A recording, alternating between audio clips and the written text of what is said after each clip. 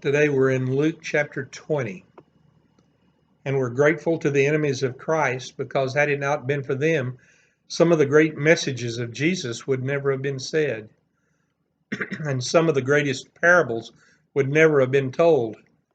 They were an answer to hostility. For example, the parable of the lost sheep, the lost coin, the lost boy, the story of the prodigal son. All of this was an answer to words of hostility on the part of enemies of our Lord. Now, this whole chapter and the story we're about to read are in answer to the enemies of Christ.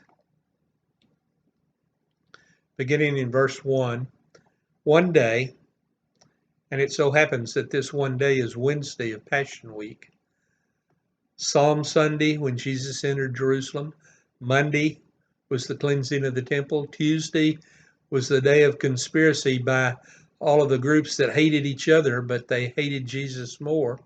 The Pharisees, the Romans, the Herodians, the Sadducees, all trying to discredit Jesus. Wednesday, the day that Judas Iscariot conspired with the Sanhedrin. Thursday, the Last Supper. Friday, the crucifixion. Saturday, in the tomb. Sunday, he is risen. Passion Week. And so on Wednesday, as Jesus was teaching the people in the temple area and preaching the gospel, so Luke wishes us to understand that Jesus was not engaged in heated controversy all the time, that his main occupation during these last days was preaching the good news, speaking words of grace there, just as he did in Galilee and in Samaria. The chief priest and the scribes and the elders came up as part of an official inquiry of the Sanhedrin and said to him, "You're upsetting the normal religious atmosphere of the temple. Tell us by what authority you do these things, or who is it that gave you that authority? Where are your credentials? Where are your official certificates? Where are your diplomas? Where are your degrees? We've never heard of you. You're not a graduate of the school of Hillel, or of Shammai, or Gamaliel. By what authority do you teach in the temple?" My brother Billy Jack Barrett runs a faith-based wounded warrior program for PTSD military people out of the stables at the U.S. Air Force Academy. It's for people who have severe problems with abuse in the family or suicide. And the Air Force is getting ready to release a suicide prevention video about this service worldwide, and the Air Force lawyers were making sure that there was no legal problems. The lawyer called my brother and asked him, "Who told you that you could start a faith-based program at the academy?" My brother told him it was divinely inspired. "Who told you that you could hold a nonprofit program on academy grounds? Don't you realize that every other nonprofit would want to be doing this?" And my brother replied it was divinely authorized. The lawyer asked him, "Who gave you authority to use the academy?" And my brother replied, "It's by divine authority." So after several more divine authority responses, the lawyer said, "I get it." Verse 3, he, Jesus, answered them, "I also will ask you a question." Now, in the rabbinical schools of the day, they were taught to answer a question with a question. So he said, "Now tell me, was the baptism of John the Baptist from heaven ordained by God or from man?" And they discussed it with one another, saying, "Well, if we say from heaven," he will say, "Well, why didn't you believe him?" But if we say from man, all of the people will stone us to death, for they are firmly convinced that John was a prophet.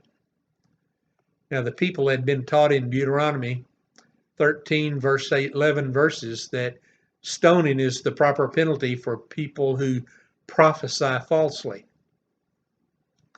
So here the leaders feared that they might suffer that fate as false prophets for denying the legitimacy of a true prophet, John or Jesus. Luke therefore hinted that the people who listened to Jesus were the faithful Israelites, and that their leaders who rejected him were worthy of stoning. So they answered they didn't know where it came from, which was a deliberate evasion of the question. However, their answer condemned them because, as the leaders of Israel, they were responsible to evaluate the claims of all professing prophets. And Jesus said to them, "Neither will I tell you what authority I do these things." And Jesus used their refusal to answer his question as a reason not to answer theirs. But the implication was clear to everyone. He claimed the same authority that John the Baptist did, namely, God is his authority. And there was ample evidence of divine authority in Jesus' ministry, even though these critics refused to accept it. Verse 9, and he began to tell the people this parable. Now, this parable taught that Israel's religious leaders, who had been given authority over the people, were mismanaging their authority. And it also affirmed Jesus' authority, not just as a prophet, but also as God's Son. And the religious leaders that had just expressed their fear of death from being stoned, Jesus now revealed that he would die, but that he would experience divine revelation of who he was. A man planted a vineyard. Now, in this story, the owner of the vineyard is God, and the vineyard is Israel. We get that from Psalms chapter 80 and Isaiah chapter 5. And a man planted a vineyard and let it out to tenants, who were Israel's religious leaders, who were supposed to develop the fruit of righteousness through these people. And the man went into another country for a long while. And when harvest time came, he sent a servant, a bondservant or slave, as his representative. And this represents a prophet to the tenants, so that they would give him some of the fruit of the vineyard, give him his share. And as I said, the fruit of the vineyard symbolizes the fruits of righteousness that God hopes to find in his people. But the tenants beat him and sent him away empty-handed. So he sent another servant, another prophet, and they also beat and treated him shamefully and sent him away empty-handed. And he sent yet a third, again a prophet. This one also they wounded and cast out. And then the owner of the vineyard said, "What shall I do? I will send my beloved son. Perhaps they will respect him." But when the tenants saw him, they said to themselves, "This is the heir. Let us kill him so that the inheritance may be ours." Now, tenants in those days were known to claim possession of land that they had been working for absentee landlords. And there are stories of that in the Talmud. And in a day when the land title was somewhat uncertain anyway, anyone who had used the land for 3 years was presumed to own it in the absence of any alternative claim. And there are stories of that in the Mishnah. And they threw him out of the vineyard and killed him. What then will the owner of the vineyard do to them? He will come and destroy those tenants, put them to death, and give the vineyard to others. And when they heard this, they said, "Surely not. May it never be." In the Greek, me genoito. May it never be. Which was a strong statement expressing their firm rejection of what Jesus had just told them. They understood that Jesus was predicting that God would condemn Israel's leaders and turn the nation over to other people, probably Gentiles, specifically the Romans. And in it, they foresaw the end of Judaism as they knew it. And obviously, this prospect upset them. Verse 17. But he looked directly at them and said, "Why then is the meaning of this that is written, the stone that the builders rejected has become the cornerstone?" An apparently insignificant stone that builders discarded as being unfit would become the most important stone of all. Jesus would become the most important feature in what God was building. Luke's original readers would have understood this as a reference to Jesus being the head of the church. The statement was a further indictment against the current builders, that is Israel's current Jewish leaders. Verse 18, everyone who falls on that stone will be broken to pieces, and when it falls on anyone, it will crush him. Jesus next referred to other Old Testament passages that also referred to a stone, Daniel chapter 2, Isaiah chapter 8, which both taught that a capstone would be God's agent of judgment. Those who opposed the capstone would only destroy themselves, and it would crush those on whom it fell. And the story in Daniel chapter 2 represents a kingdom in exactly the same way. Jesus, as the king of the kingdom of God, will serve as God's agent of judgment one day in the future. How even at that time, Jesus was the stone that would bring judgment on God's enemies. Verse 19 says, the scribes and the chief priest sought to lay hands on him to arrest him at that very hour, for they perceived that he had told this parable against them.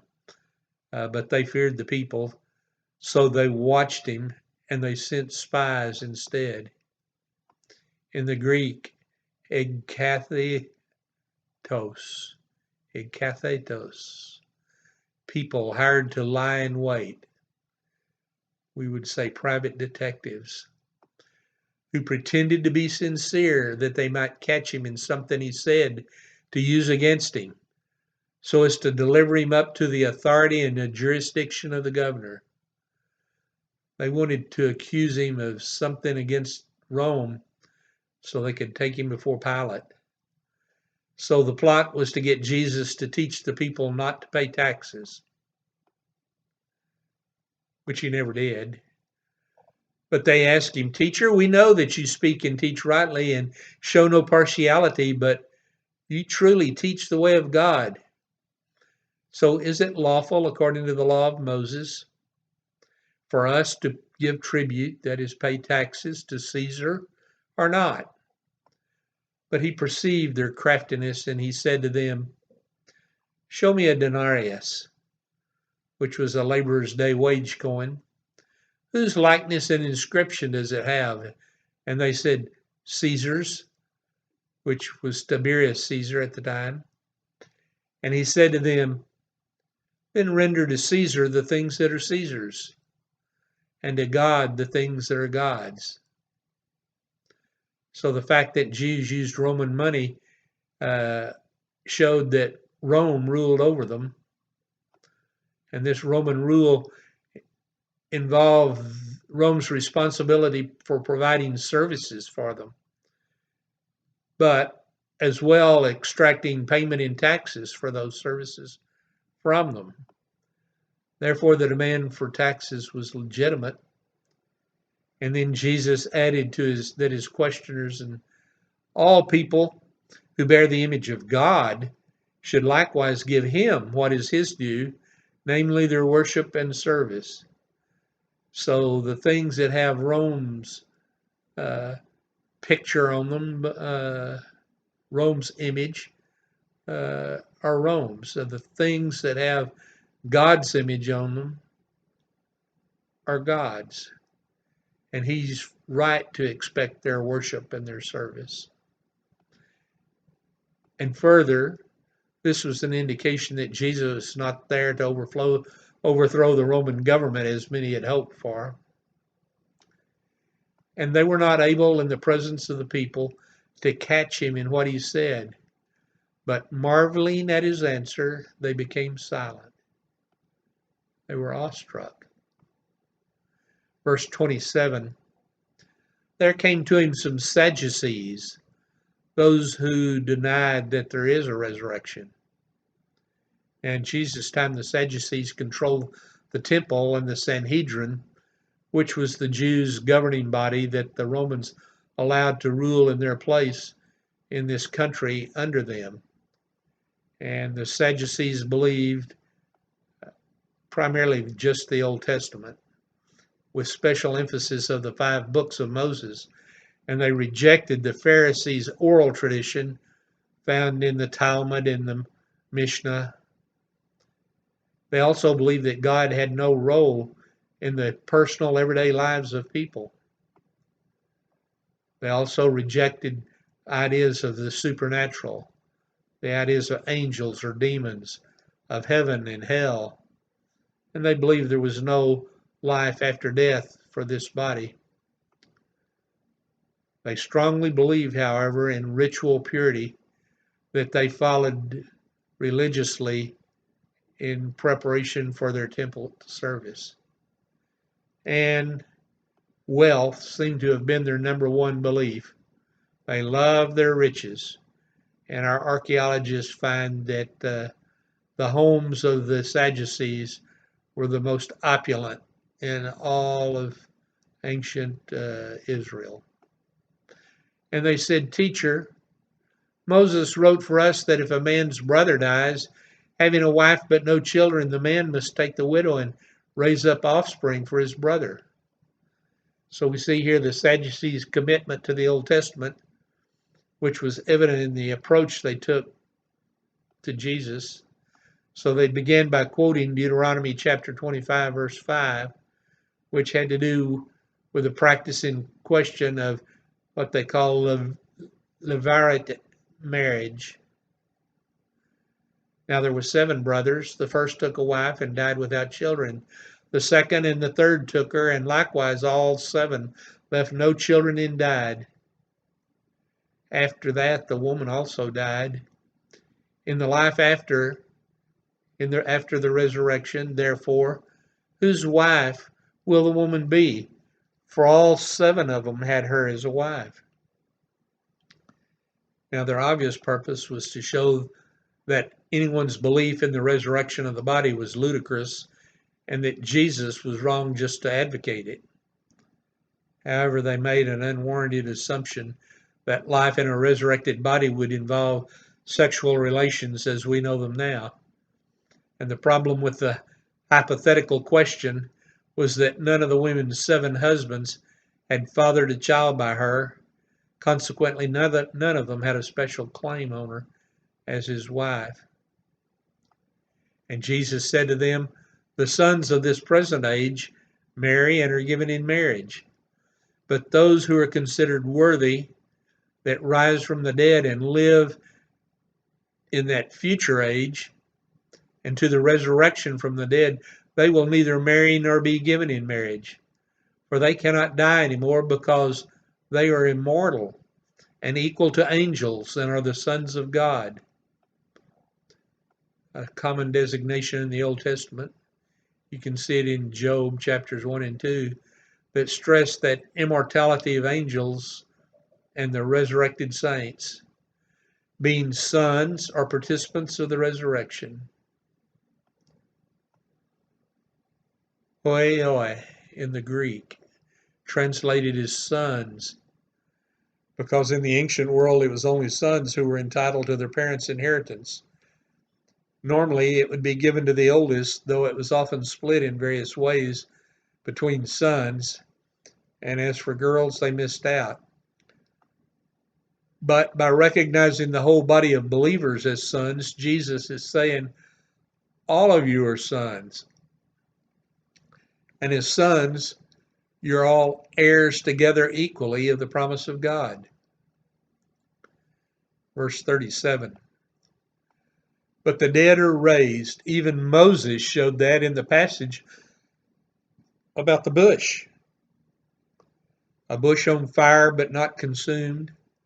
Life in the midst of death. Where he calls the Lord, the Messiah, the God of Abraham and the God of Isaac and the God of Jacob. I will be your God and you will be my people. Now, he's not the God of the dead, but of the living, for all live all live in a definite relationship to him. So God doesn't covenant with a people that only live some 60 or 70 years. How can he be God to them? God promised them a better country that is heavenly and went beyond mortal life. They died in hope, not yet having received God's promise according to Scripture. God can't be the God of the non-existent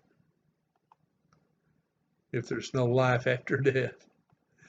Then some of the scribes, presumably the Pharisees, answered, "Teacher, you've spoken well. That was a good answer." Because unlike the Sadducees, the Pharisees agreed with Jesus on the resurrection of the body. Verse 40, they no longer desired to ask him any question because his wisdom awed them. And Jesus ended the conversation that was intended to trap him. So then Jesus takes the offense and asks him a question to clarify the identity of the Messiah. He said, "Would you know him if you saw him?" But he said to them, "How can they say that the Christ, the Messiah, the Anointed One, is David's son? For David himself says in the book of Psalms, 'The Lord the Father said to my Lord the Son, the Messiah, sit at my right hand until I make your enemies your footstool.'" So Jesus points that the Messiah had to be God as well as a descendant of David. And he quoted Psalm 110:1 to show that this messianic psalm presents David as addressing Messiah seated at Yahweh's right hand, a position that only God could occupy. David calls him the Son, Lord. So how is he, the Messiah, David's son? And then Christ says, "And in the hearing of all the people, he said to the disciples, 'Beware of these scribes who like to walk around in long robes, displaying their prominence, and love greeting in the crowded marketplace and the best seats in the synagogues and the places of honor at feast. These men who devour widows' houses and for a pretense to be devout make long prayers. They will receive the greater condemnation.'" And that's the lesson for today.